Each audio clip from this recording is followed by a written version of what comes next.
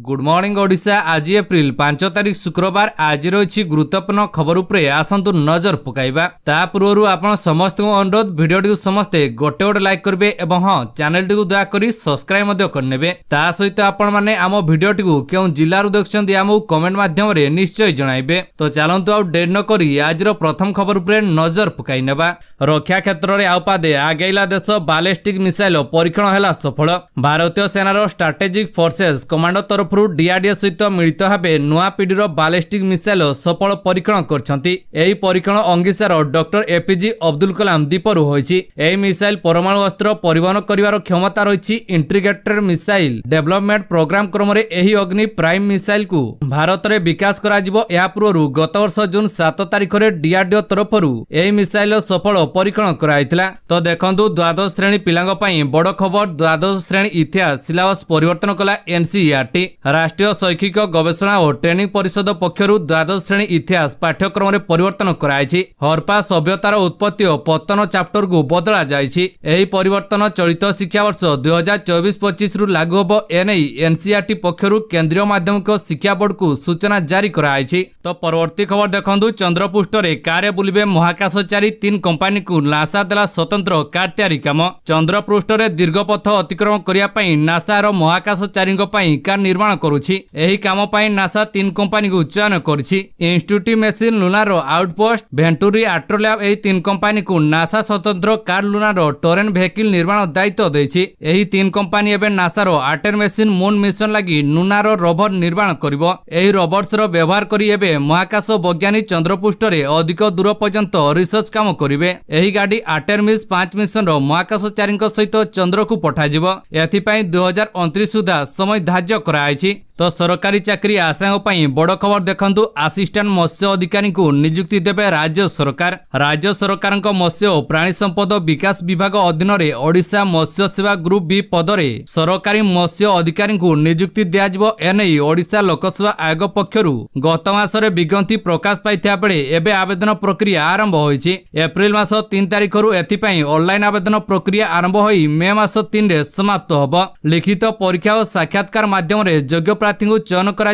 Paper 1 paper 2 रे प्रार्थी को 400 मार्क रो परीक्षा देबा पड़िबो। मोट 200 प्रश्न रहिबो। प्रति प्रश्न 2 मार्क विशिष्ट रहिबो। प्रति पेपर उत्तीर्ण हेबा कले प्रार्थी को 30% मार्क रखिया पड़िबो बोली आयोगक पक्षरु निर्धारित कराइछि। चलित वर्ष जनवरी मास पहिला सुधा प्रार्थींकर बयस योग्यता 21 रु 38 वर्ष मध्य होइतिबा आवश्यक।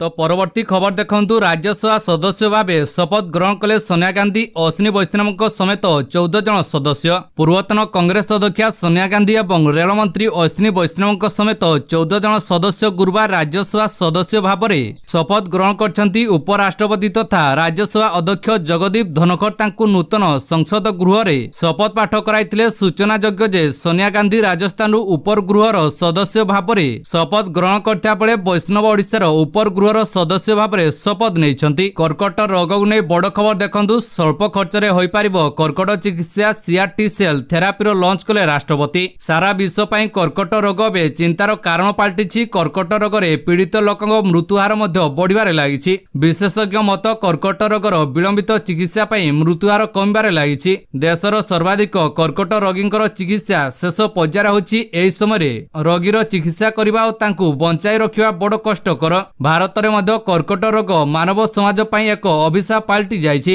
एनै पबई स्थित आईटीआई बॉम्बे द्वारा आयोजित एक कार्यक्रम रे राष्ट्रपति द्रौपदी मुर्मू गुरुवार दिन कर्कट रोग चिकित्सा पई स्वदेशी ज्ञान कौशल रे प्रस्तुत होइतिबा सीएआरटी सेल थेरापीर लॉन्च करछंती। तो परवर्ती खबर देखंतु। केजरीवाल को पत्नी सुनीता को नुआ वीडियो वार्ता जारी पछरे देखागला जेल रे बंद मुख्यमंत्री फोटो। दिल्ली मदनीति दुर्नीति मामला रे गिरफ मुख्यमंत्री अरविंद केजरीवाल को वर्तमान तिहाड़ जेल अछंती। यारि भितर सीएम को पत्नी सुनीता केजरीवाल गुरुवार आउ एक वीडियो वार्ता जारी करछंती। एथिरे से केजरीवाल को वार्ता पढ़ी सुनाइछंती। एही वीडियो रे सबुठारु गुरुत्वपूर्ण कथा होछि सुनीता को बैकग्राउंड रे लागिथिबा केजरीवाल को फोटो चित्र। बैकग्राउंड रे सीएम केजरीवाल को जेउ फोटो लागिछि ताहा जेल चारिकांथ भीतर थिबा देखिया मिलिछि। मुख्यमंत्री जेल रे अछंती बोली ताहा एथिरे देखायकु चेष्टा कराइछि। तो निर्वाचन को नै बड़ खबर देखंतु। घुंचाई दियाजिबो लोकसभा निर्वाचन कमिशन सीआई चंद्रचूड़ଙ୍କ निकट रे आवेदन। राजनैतिक ଦଳମାନଙ୍କ ସହିତ ନିର୍ବାଚନ କମିଶନ ମଧ୍ୟ ଲୋକସଭା ନିର୍ବାଚନ 2024ର ପ୍ରସ୍ତୁତିରେ ବ୍ୟସ୍ତ ଅଛନ୍ତି। ସେପଟେ ଦିଲ୍ଲୀ ମୈତେଇ କୋଅର୍ଡିନେଟିଂ ବା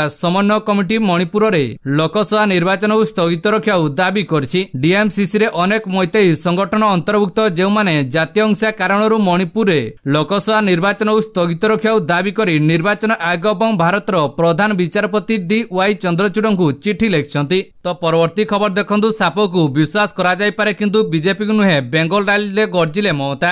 ଲୋକସଭା ନିର୍ବାଚନ ପୂର୍ବରୁ କୁଚବିହାରରେ ଆୟୋଜିତ ରାଲିକୁ ସମ୍ବୋଧନ କରି ବିଜେପି ଉପରେ ଜୋରଦାର ହମଲା କରିଛନ୍ତି ବେଙ୍ଗଲ ମୁଖ୍ୟମନ୍ତ୍ରୀ ମମତା ବାନାର୍ଜୀ। ଜଣେ ଗୋଟିଏ ବିଷଧର ସାପକୁ ବିଶ୍ୱାସ କରିପାରିବ କିନ୍ତୁ ବିଜେପିକୁ ଆଦୌ ବିଶ୍ୱାସ କରାଯାଇ ପାରିବ ନାହିଁ। ଦଳ କେବଳ ଗଣତନ୍ତ୍ରକୁ ଧ୍ୱଂସ କରିବା ଜାଣିଛି ବୋଲି ମମତା କହିଛନ୍ତି। ତ ପରବର୍ତ୍ତୀ ଖବର ଦେଖନ୍ତୁ। ଅରବିନ୍ଦ କେଜରିୱାଲଙ୍କୁ ମୁଖ୍ୟମନ୍ତ୍ରୀ ପଦରୁ ହଟାଇବାକୁ ହୋଇଥିବା ଆବେଦନ ଖାରଜ। ଜେଲରେ ଥିବା ଦିଲ୍ଲୀ ମୁଖ୍ୟମନ୍ତ୍ରୀ ଅରବିନ୍ଦ କେଜରିୱାଲଙ୍କୁ ପଦରୁ ବାହାର କରିବା ପାଇଁ କରାଯାଉଥିବା ଆବେଦନ ଖାରଜ। ଗୁରୁବାର ଦିଲ୍ଲୀ ହାଇକୋର୍ଟ ଏହି ଆବେଦନକୁ ଖାରଜ କରିଦେଇଛନ୍ତି। ମଦ ଦୁର୍ନୀତି ମାମଲାରେ କେଜରିୱାଲ ଗିରଫ ହୋଇଥିବାରୁ ତାଙ୍କୁ ମୁଖ୍ୟମନ୍ତ୍ରୀ ପଦରୁ ହଟାଇବା ପାଇଁ ଆବେଦନ ହୋଇଥିଲା। ଗୁରୁବାର ଏହି ମାମଲା ଉପରେ ଶୁଣାଣି କରି ହାଇକୋର୍ଟର ଏକ ଡିଭିଜନ ବେଞ୍ଚ ଆବେଦନକୁ ଖାରଜ କରିଦେଇଛନ୍ତି।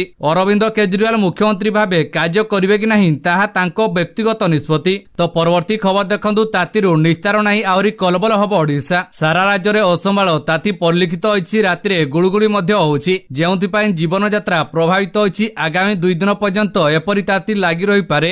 ଆଉ କିଛି ଜିଲ୍ଲାରେ ହିଟ୍ ୱେଭ୍ ଜାରି ହେବାର ସମ୍ଭାବନା ରହିଛି। ସେଥିପାଇଁ ଭୁବନେଶ୍ୱର ଆଞ୍ଚଳିକ ପାଣିପାଗ କେନ୍ଦ୍ର ସତର୍କ ସୂଚନା ଜାରି କରିଛି। ତେବେ 2 ଦିନ ପରେ ଅର୍ଥାତ୍ 7 ତାରିଖ ବେଳକୁ ତାତିରୁ ସାମାନ୍ୟ ଆଶ୍ୱସ୍ତି ମିଳିବାର ସମ୍ଭାବନା ରହିଛି ବୋଲି ପାଣିପାଗ କେନ୍ଦ୍ର ପୂର୍ବାନୁମାନ କରିଛି। ତ ରାଜ୍ୟ ସରକାରଙ୍କ ପକ୍ଷରୁ ବଡ଼ ଖବର ଦେଖନ୍ତୁ। ରାଜ୍ୟ ସରକାରଙ୍କ ପକ୍ଷରୁ ବିଜ୍ଞପ୍ତି। ଭୋଟ ପାଇଁ ପର୍ଯ୍ୟାୟକ୍ରମେ 4 ଦିନ ଛୁଟି। ଓଡ଼ିଶାରେ 4ଟି ପର୍ଯ୍ୟାୟରେ ସାଧାରଣ ନିର୍ବାଚନ ହେବ। ଏହି 4ଟି ପର୍ଯ୍ୟାୟ ନିର୍ବାଚନ ସମୟରେ ବ୍ୟାଙ୍କ ଓ ବ୍ୟାଙ୍କିଂ ସେକ୍ଟର, ସରକାରୀ ଅଫିସ ଓ କୋର୍ଟ ବନ୍ଦ ରହିବ।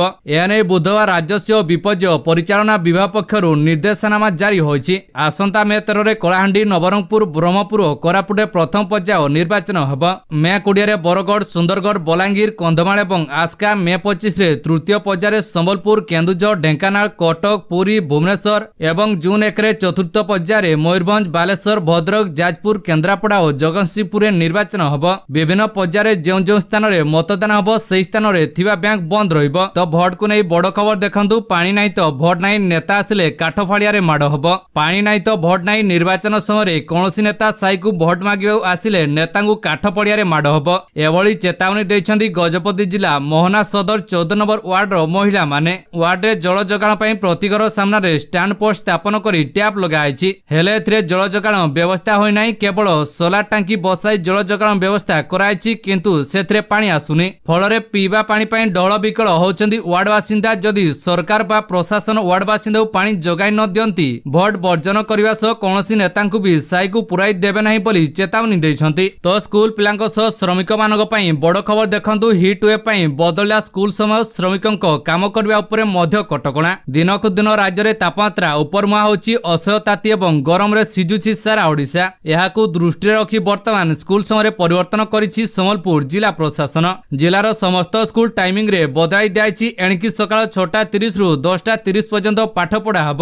ରାଜ୍ୟରେ ଜାରି ରହିଥିବା ହିଟ୍ ୱେଭ୍କୁ ନେଇ ଏଭଳି ଏକ ନିର୍ଦ୍ଦେଶନାମା ଜାରି କରିଛନ୍ତି ଜିଲ୍ଲାପାଳ। ଏହା ବ୍ୟତୀତ ଶ୍ରମିକମାନଙ୍କ କାର୍ଯ୍ୟ କରିବା ଉପରେ ମଧ୍ୟ କଟକଣା ଜାରି ହୋଇଛି। ଦିନ 11ଟାରୁ 3:30 ପର୍ଯ୍ୟନ୍ତ ଶ୍ରମିକ କାମ କରିପାରିବେ ନାହିଁ। ତ ପରବର୍ତ୍ତୀ ଖବର ଦେଖନ୍ତୁ। ପୂରଣ ହେବ 968ଟି ଜୁନିୟର ଇଞ୍ଜିନିୟରିଂ ପଦ 18ରେ ସରିବ ଆବେଦନ ପ୍ରକ୍ରିୟା। କେନ୍ଦ୍ର ସରକାରଙ୍କ ବିଭିନ୍ନ ବିଭାଗରେ 968ଟି କନିଷ୍ଠ ଯନ୍ତ୍ରୀ ପଦବୀ ପୂରଣ କରିବା ପାଇଁ ଷ୍ଟାଫ୍ ସିଲେକ୍ସନ କମିଶନ ପକ୍ଷରୁ ବିଜ୍ଞପ୍ତି ପ୍ରକାଶ ପାଇଛି। ସିଭିଲ, ମେକାନିକାଲ ଓ ଇଲେକ୍ଟ୍ରିକାଲ ଇଞ୍ଜିନିୟରିଂ କରିଥିବା ଯୁବକ ଯୁବତୀମାନେ ଏଥିପାଇଁ ଆବେଦନ କରିପାରିବେ। ଅନଲାଇନ୍ ଆବେଦନ ପ୍ରକ୍ରିୟା ଆରମ୍ଭ ହୋଇସାରିଛି। ଆବେଦନ କରିବା ଶେଷ ତାରିଖ ହେଉଛି ଏପ୍ରିଲ 18। ଇଚ୍ଛୁକ ତଥା ଯୋଗ୍ୟ ପ୍ରାର୍ଥୀମାନେ ଏସ୍ଏସ୍ସିର ୱେବସାଇଟ୍ ssc.nic.in କୁ ଯାଇ ଆବେଦନ କରିପାରିବେ। ଆବେଦନକାରୀମାନେ ଏପ୍ରିଲ 22ରୁ 23 ତାରିଖ ମଧ୍ୟରେ ସେମାନଙ୍କ ଆବେଦନ ପତ୍ରରେ ଆବଶ୍ୟକୀୟ ପରିବର୍ତ୍ତନ କରିପାରିବେ। ତ ସ୍କୁଲ ପିଲାଙ୍କ ପାଇଁ ବଡ଼ ଅପଡେଟ୍ ଦେଖନ୍ତୁ। ଏଣିକି ସ୍କୁଲରେ ଡ୍ରିଙ୍କ ବ୍ରେକ୍ ଘଣ୍ଟି ବାଜିଲେ ପିଲା ପିଇବେ ପାଣି। ଗଣଶିକ୍ଷା ବିଭାଗର ବଡ଼ ନିଷ୍ପତ୍ତି। ସ୍କୁଲରେ ପାଣି ପିଇବାକୁ ନିୟମିତ ବ୍ୟବଧାନରେ ବାଜିବ ଘଣ୍ଟି। ଜଳ ବିରତି ଘଣ୍ଟି ବଜାଇବା ନେଇ ଗଣଶିକ୍ଷା ବିଭାଗ ନିଷ୍ପତ୍ତି ନେଇଛି। ଦୈନିକ କ୍ଲାସ ସମୟରେ 3 ଥର ଜଳ ବିରତି ଘଣ୍ଟି ବାଜିବ। ସକାଳ 8:30, 10ଟା ଏବଂ 11ଟାରେ ବାଜିବ ଘଣ୍ଟି।